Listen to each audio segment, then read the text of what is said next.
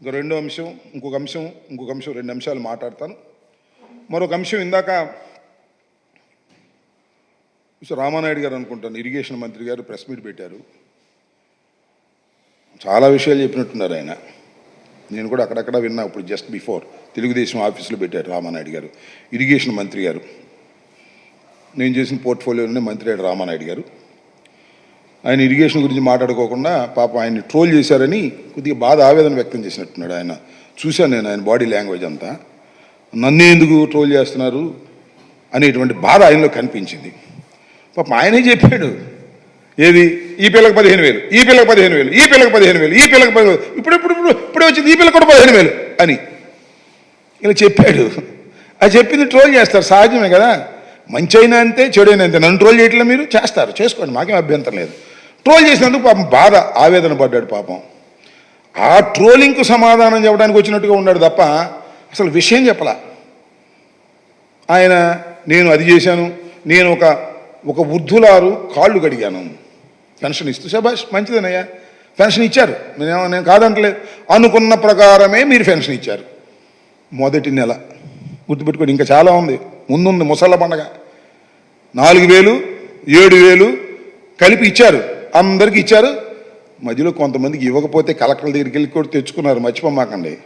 ఆ ఊళ్ళో గ్రామస్తులు ఇవ్వాలా, వీళ్ళకి ఇవ్వడానికి లేదు, తెలుగుదేశం వీళ్ళు కాదు, వీళ్ళు వైసీపీ ఇవ్వడానికి వీల్లేదంటే నేను ఎక్కడో చూసే పల్నాడులో సిపిఎం వాళ్ళ మీద తిరగబడ్డారండి. సిపిఎం వాళ్ళ మీద అవి కూడా మీరు సక్రమంగా ఇవ్వలేదు బ్రదర్ రామానాయుడు, అవి కూడా సక్రమంగా ఇవ్వలా. మొత్తానికి ఇచ్చారు, మామ అనిపించారు, ఓకే. ఇచ్చినాడి గురించి కాదయ్యా, ఇవాళ ఏంటని అడుగుతా ఉన్నా. నువ్వు అంతా చెప్పావు, రామాయణం అంతా చెప్పావు, కానీ అసలు కథ చెప్పలా. నేను అడుగుతా ఉన్నా, ఏమండి రామానాయుడు గారు, మీరు ఈ పిల్లకి ఇచ్చా, ఈ పిల్లకి ఇచ్చా, ఈ పిల్ల అన్నది అందరికి ఇస్తారా? ఎవరా? ఇది చెప్పలా. మాకు విధి విధానాలు ఇంకా కుదరలేదు, విధి విధానాలు ఇంకా నిర్ణయిస్తాం, అప్పుడు చూస్తాం, అప్పుడు ఇస్తాం అనే పద్ధతిలో ఏదో మర్మగర్భంగా మాట్లాడారు. అది కాదు కావాల్సిందే. మీరు you have issued a GO. దీనికేం విధి విధానాలు ఏంటి, దీనిలోనే ఉన్నాయో జీవోలో. ఒకసారి జీవో రామానాయుడు గారు మీ దగ్గర ఉందా? ఉండే ఉంటుంది గవర్నమెంట్ వరకు, లేకపోతే నేను పంపిస్తా, చూసుకోండి.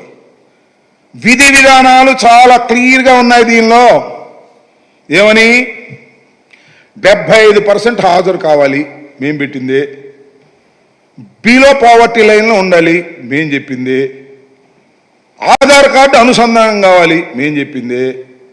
బడికెళ్ళే ప్రతి పిల్లవాడికి మీరు ఇస్తా ఉన్నారు, బడికెళ్ళే పిల్లవాడి తల్లికి మేము 1,500 ఇస్తా ఉన్నాం. మీ ఒక తల్లి ఉంటే 1,500 అని అన్నాం మేము. మీరేమన్నారు, ఎంతమంది పిల్లలుంటే అన్ని డబ్బులు ఆ తల్లికి ఇస్తాం, 2 పిల్లలుంటే 30,000 ఇస్తాం. ఖచ్చితంగా జీవోలో ఏమి రాశారయ్యా బాబు, మీరు గుర్తుపెట్టుకోండి. మనం చదివిపించా.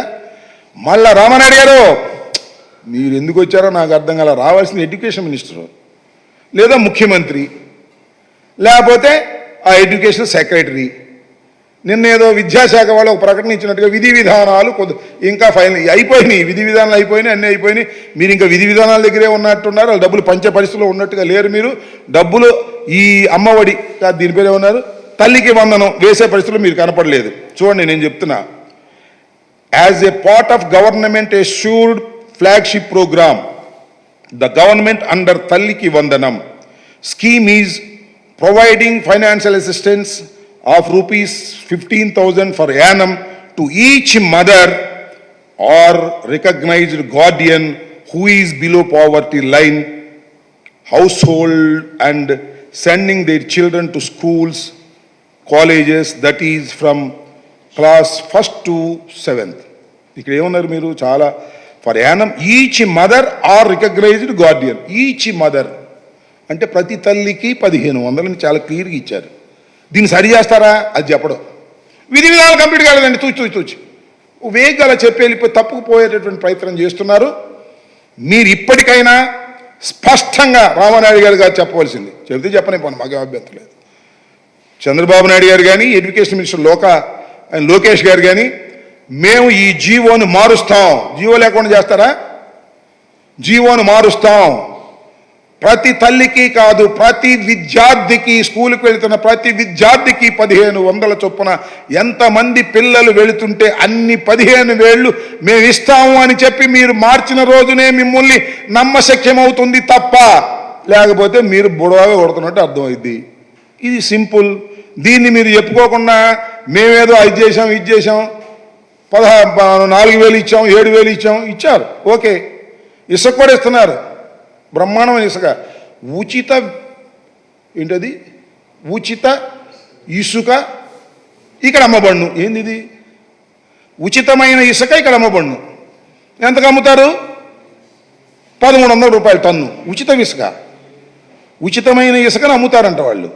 ఇది మీ పరిపాలన. ఇది ఒకసారి మీరు గుర్తుపెట్టుకోమని కూడా ఈ సందర్భంగా మనవి చేస్తున్నాను. ఇప్పటికైనా నేను ఈ ప్రభుత్వాన్ని చాలా స్పష్టంగా అడుగుతా ఉన్నా, ఈ జీవోను మారుస్తారా లేదా?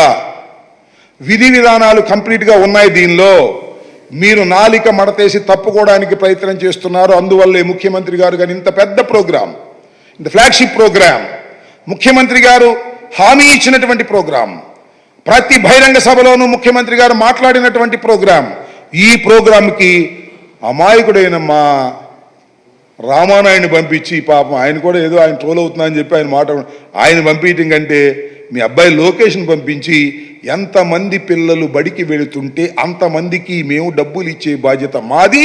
ఈ జీవోని అవసరమైతే సరిచేస్తాము అని చెప్పండి. ఈ వివాదానికి తెరదించండి తప్ప ఊకదంపుడు ఉపన్యాసాలు చెబితే అది ప్రజలకు నచ్చదు, ఎక్కదు అనే విషయాన్ని కూడా మీరు గుర్తుపెట్టుకోవాలి. ఇప్పటికీ